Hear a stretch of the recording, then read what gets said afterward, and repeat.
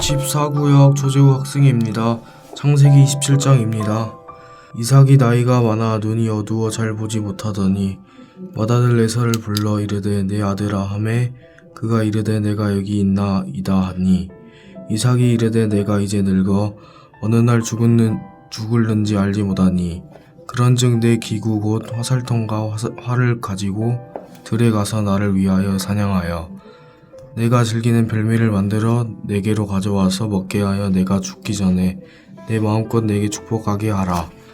이삭이 그의 아들 에서에게 말할 때 리브가가 들었더니 에서가 사냥하여 오려고 들로 나가매 리브가가 그의 아들 야곱에게 말하여 이르되 내 아버지가 내 형에게서 말씀하시는 것을 내가 들으니 이르시기를 나를 위하여 사냥하여 가져다가 별미를 만들어 내가 먹게 하여 죽기 전에 여호와 앞에서 내게 축복하게 하라 하셨으니 그런즉 내 아들아 내 말을 따라 내가 내게 명하는 대로 염소떼에 가서 거기서 좋은 염소 새끼 2마리를 내게로 가져오면 내가 그것으로 내 아버지를 위하여 그가 즐기시는 별미를 만들리니 내가 그것을 내 아버지께 가져다 드려서 그가 죽기 전에 내게 축복하기 위하여 잡수시게 하라.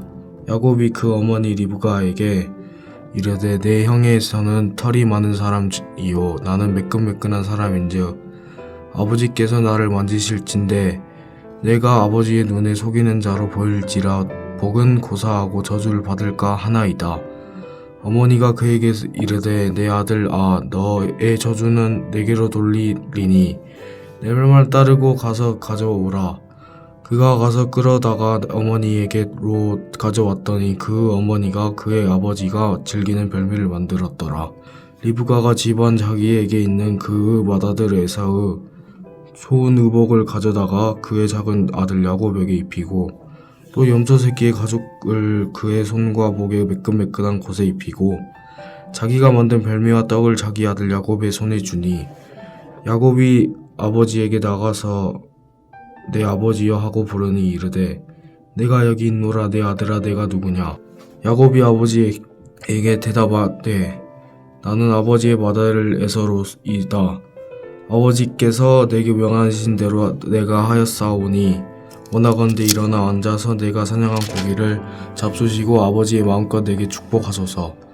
이삭이 그의 아들에게 이르되 내 아들아 내가 어떻게 이같이 속히 잡았느냐.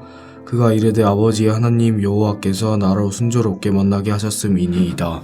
이삭이 야곱에게 이르되 내 아들아 가까이 오라. 내가 과연 내 아들이 에서인지 아닌지 내가 너를 만져보려 하노라. 야곱이 그 아버지 이삭에게 가까이 가니 이삭이 만지며 이르되 음성은 야곱의 음성이나 손은 에서의 손이로다 하며 그의 손이 형 에서의 손과 같이 털이 있으므로 분별하지 못하고 축복하였더라. 이삭이 이르되 내가 참 내 아들의 서냐. 그가 대답하되 그러하니이다. 이삭이 이르되 내게 가져오라. 내 아들이 상냥한 고기를 먹고 내 마음껏 내게 축복하리라. 야곱이 그에게로 가져가매 그가 먹고 또 포도주를 가져가매 그가 마시고 그의 아버지 이삭이 그에게 이르되 내 아들아 가까이 와서 내게 입맞추라. 그가 가까이 가서 그에게 입맞추니 그 아버지가 그의 옷에 향취를 맡고 그에게 축복하여 이르되 내 아들 향취는 여호와께서 복주신 밭의 향취로다. 하나님의 하늘의 이슬과 땅의 기름짐이며 풍성한 곡식과 포도주를 내게 주시기를 원하노라. 만민이 너를 섬기고 열국이 내게 굴복하리니 내가 형제들의 주가 되고 내 어머니의 아들이 내게 굴복하며 너를 저주하는 자는 저주받고 너를 축복하는 자는 복을 받기 원하노라. 이삭이 야곱에게 축복하기를 마침에 야곱이 그의 아버지 이삭 앞에서 나가자 곧 그의 형 에서가 사냥하여 돌아온지라. 그가 별미를 만들어 아버지에게로 가지고 가서 이르되 아버지여 일어나서 아들의 사냥한 고기를 잡수시고 마음껏 내게 축복하소서. 그의 아버지 이삭이 그에게 이르되 너는 누구냐. 그가 대답하되 나는 아버지의 아들 곧 아버지의 맏아들 에서로소이다. 이삭이 심히 크게 떨며 이르되 그러면 사냥한 고기를 내게 가져온 자가 누구냐. 내가 오기 전에 내가 다 먹고 그를 위하여 축복하였은즉 그가 반드시 복을 받았을 것이니라. 에서가 그의 아버지의 말을 듣고 소리내어 울며 아버지에게 이르되 내 아버지여 내게 축복하소서. 내게도 그리하소서. 이삭이 이르되 내 아우가 와서 속여 내 복을 빼앗도다. 에서가 이르되 그의 이름은 야곱이라 함이 합당하지 아니하니까 그가 나를 속임에 이것이 두 번째이니이다. 전에는 나의 장자의 명분을 빼앗고 이제는 내 복을 빼앗나이다. 또 이르되 아버지께서 나를 위하여 빌복을 남기지 아니하셨나이까. 이삭이 에서에게 대답하여 이르되 내가 그를 너의 주로 세우고 그의 모든 형제를 내가 그에게 종으로 주었으며 곡식과 포도주를 그에게 주었으니 내 아들아 내가 네게 무엇을 할 수 있으랴. 에서가 아버지께 이르되 내 아버지여 아버지가 빌복이 하나뿐이리니까 내 아버지여 내게 축복하소서 내게도 그리워하소서 하고 소리를 높여오니 그 아버지 이삭이 그에게 대답하여 이르되 내 주소는 땅의 기름짐에 머물고 내리는 하늘 이슬에서 멀 것이며 너는 칼을 믿고 생활하겠고 내 아우를 섬길 것이며 내가 매임을 벗을 때에는 그의 멍에를 내 목에서 떨쳐버리리라 하였더라.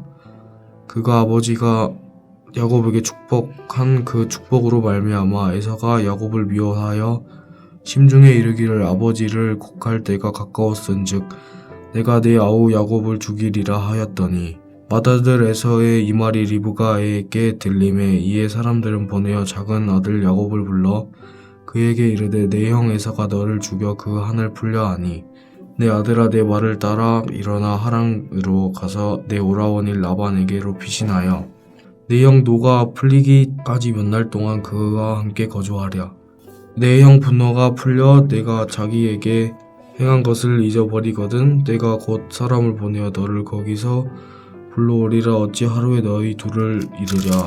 리브가가 이삭에게 이르되 내가 헷 사람의 딸들로 말미암아 내 삶이 싫어졌거늘 야곱이 만일 이 땅의 딸들 곧 그들과 함께 헷 사람의 딸들 중에서 아내를 맞이하면 내 삶이 내게 무슨 재미가 있으리까. 하늘에 계신 우리 아버지여 이름이 거룩히 여김을 받으시오며 나라가 임하옵시며 뜻이 하늘에서 이룬 것 같이 땅에서도 이루어지이다. 오늘날 우리에게 일용할 양식을 주옵시고 우리가 우리에게 죄 지은 자를 사하여 준 것 같이 우리 죄를 사하여 주옵시고 우리를 시험에 들게 하지 마옵시고 다만 악에서 구하옵소서. 대개 나라와 권세와 영광이 아버지께 영원히 싸움나이다. 아멘.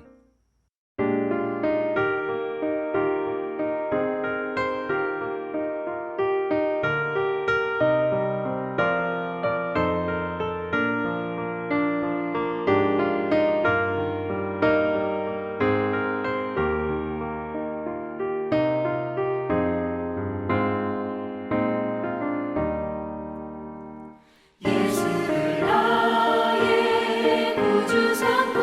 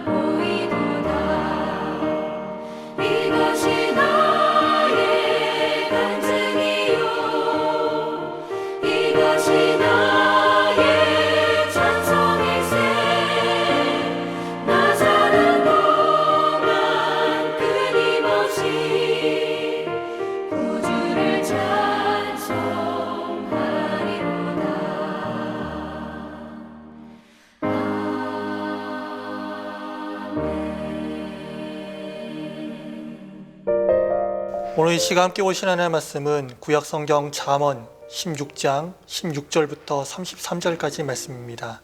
구약 927쪽에 있습니다. 제가 잠언 16장 16절부터 19절까지만 봉독해 드리겠습니다. 지혜를 얻는 것이 금을 얻는 것보다 얼마나 나은고 명철을 얻는 것이 은을 얻는 것보다 더욱 나으니라. 악을 떠나는 것은 정직한 사람의 대로이니 자기의 길을 지키는 자는 자기의 영혼을 보전하느니라. 교만은 패망의 선봉이요 거만한 마음은 넘어짐의 앞잠이니라. 겸손한 자와 함께하여 마음을 낮추는 것이 교만한 자와 함께하여 탈취물을 나누는 것보다 나으니라. 아멘. 오늘 또 예수 그리스도의 평강이 성도님들의 삶 가운데 풍성히 임하시기를 주의 이름으로 간절히 축원합니다. 오늘 본문 말씀 16절부터 33절까지 말씀 보면 솔로몬은 계속해서 독자들에게 지혜를 추구할 것을 권면하고 있습니다. 먼저 재물보다 지혜를 획득하라 라고 권면하고 있습니다. 본문 16절 말씀입니다. 지혜를 얻는 것이 금을 얻는 것보다 얼마나 나은고 명철을 얻는 것이 은을 얻는 것보다 더욱 나으니라 라고 말씀하고 있습니다. 지혜와 명철을 얻는 것이 금과 은을 얻는 것보다 낫다라고 지금 솔로몬은 언급하고 있는 것이에요. 사랑하는 성도 여러분, 금과 은은요, 세상에서 귀하다고 평가되는 것들을 의미합니다. 이런 것들보다, 이런 가치들보다 지혜가 월등하고 지혜가 훨씬 더 좋고 중요하다라는 것을 지금 반복적으로 언급하고 있습니다. 그렇다면 솔로몬은 무슨 근거로 이렇게 말하고 있는 것일까요? 첫째, 지혜와 명철은 재물로서는 얻을 수 없는 것들을 얻을 수 있게 하기 때문입니다. 사랑하는 성도 여러분, 재물이 우리에게 많은 유익과 많은 만족을 주는 것이 사실입니다. 재물이 없어서는 안 됩니다. 우리가 세상을 살아가는 동안 재물 있어야 되죠. 하지만 재물만 가지고서는 모든 것을 얻을 수가 없습니다. 여러분 주변을 보면 쉽게 알 수 있습니다. 재물로 화려한 건물과 집은 살 수 있습니다. 좋은 가구들, 좋은 그런 집시들 살 수 있죠. 집기들. 그렇지만 돈으로 환산할 수 없는 것들, 행복, 평안, 사랑, 이런 것들은 살 수 없습니다. 이런 것들은 오로지 지혜로만 살 수 있습니다. 또한 둘째입니다. 지혜와 명철은요, 재물로는 누릴 수 없는 진정한 만족을 주기 때문입니다. 본문 18절에서도 언급하고 있는 것처럼 재물은 가지면 가질수록 더 가지고 싶게 만듭니다. 교만하게 만든다는 것입니다. 재물을 가진 사람이 내가 이 정도면 충분하다. 이 정도면 나는 훌륭하고 나는 이제 더할 날이 없다라고 그렇게 생각하는 것이 아니라 재물을 얻으면 얻을수록 더 많은 재물, 더 많은 것들을 얻고자 한다라는 것입니다. 하지만 지혜는 우리 가운데 자족하는 마음을 줍니다. 19절에서도 언급하고 있는 것처럼 겸손한 마음을 우리 가운데 준다라는 것입니다. 그렇기에 지혜를 가진 사람은 환경에 좌우되지 않고 만족을 누릴 수가 있는 것입니다. 또한 셋째입니다. 지혜는 우리를 육신의 종욕이 아닌 거룩한 삶의 목적을 갖게 하고 거룩하신 하나님을 알게 하며 그분에게 순종할 수 있는 능력을 주기 때문에 금, 은것보다 이 재물을 누리고 재물을 추구하는 것보다 지혜를 추구하라라고 말씀하고 있는 것이에요. 지혜는 우리로 하여금 육신과 정욕을 따르는 삶, 죄와 방탕에 빠져 사는 그런 삶이 아니라 죄와 정욕의 유혹을 거부하게 만들며 지혜의 말씀에만 복종하게 만듭니다. 그리하여서 영원한 행복과 영원한 생명과 영원한 축복을 얻도록 해주는 것이 바로 지혜이기 때문이다라는 것입니다. 이처럼 지혜는 재물로는 얻을 수 없는 것들을 얻게 하고 참된 만족과 영원한 생명과 즐거움 그리고 축복을 우리 가운데 가져다 줍니다. 우리가 가진 재물은 우리에게 약간의 유익과 약간의 만족을 줄 수 있습니다. 하지만 지혜는 재물로서는 환산할 수 없는 놀라운 유익을 우리 가운데 가져다 줍니다. 약간의 유익과 약간의 만족이 아닌 영원한 만족과 영원한 유익을 주는 것이 바로 지혜다라는 것입니다. 그러므로 사랑하는 성도 여러분, 우리가 무엇을 진정으로 추구하고 무엇을 진정으로 구해야 하겠습니까? 재물이 아니라, 세상의 금, 은이 아니라 지혜를 구해야 합니다. 지혜는 세상적인 가치로서는 환산할 수 없는 큰 가치를 가지고 있습니다.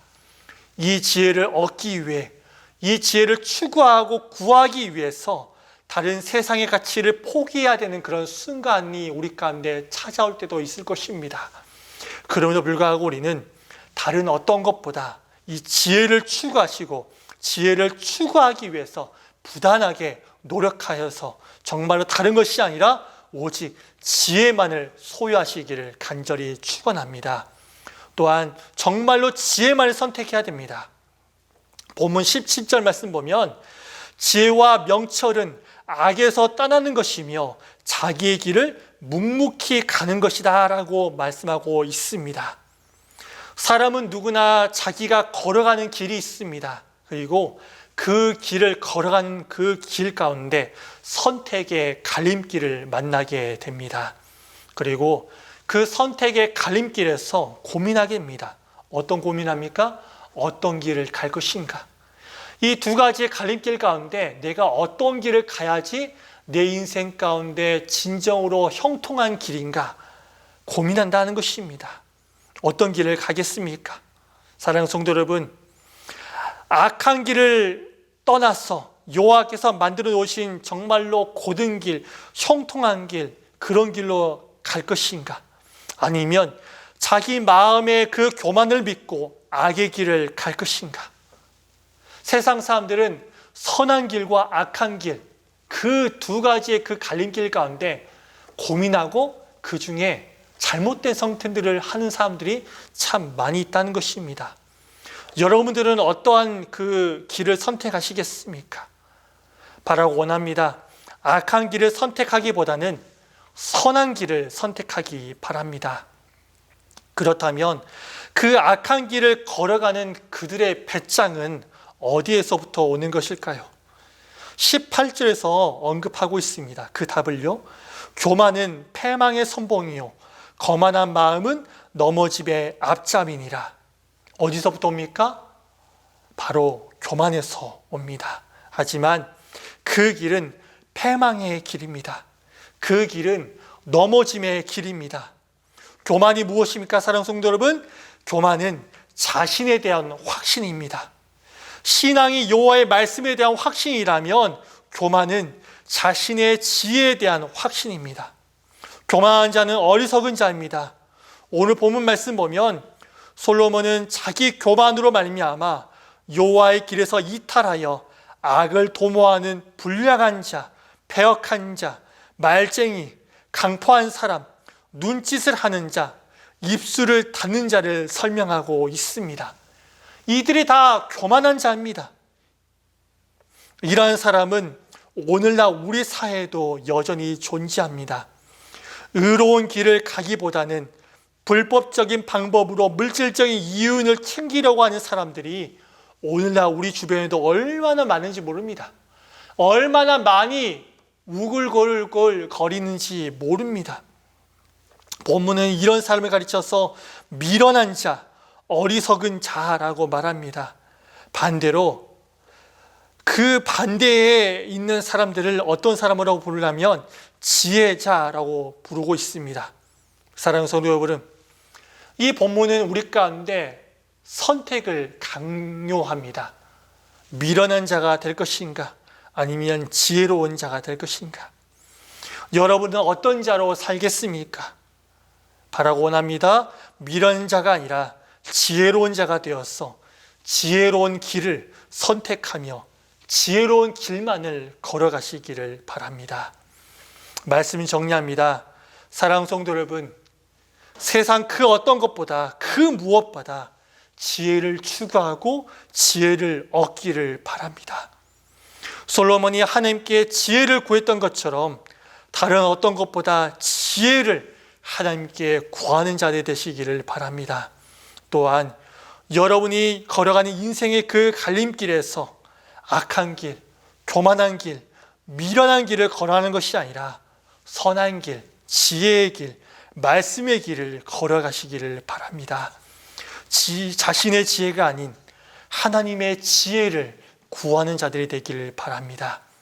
이 하나님의 지혜를 가지고 오늘 한날의 삶 가운데도 승리하시고 여러분의 평생의 삶도 세상의 지혜가 아닌 하나님의 지혜를 가지고 승리하시기를 주의 이름으로 간절히 축원합니다. 기도하겠습니다. 사랑하고 은혜가 풍성하신 하나님 아버지, 오늘 하루를 우리에게 허락하여 주시고 주를 위해 살 수 있게 하심을 감사드립니다. 하나님, 오늘 말씀처럼 우리가 세상 그 어떤 것보다 지혜를 추구하고 지혜를 획득하는 자들이 다 되게 하여 주시옵소서. 그리하여서 교만한 자가 아니라, 어리석은 자가 아니라, 미련한 자가 아니라 지혜 있는 자가 되게 하여 주시옵소서. 지혜로운 자로 살게 하여 주시옵소서. 세상의 지혜가 아닌 하나님의 지혜를 가지고 일평생 승리하는 삶 살게 하여 주시옵소서. 예수님의 이름으로 기도드립니다. 아멘.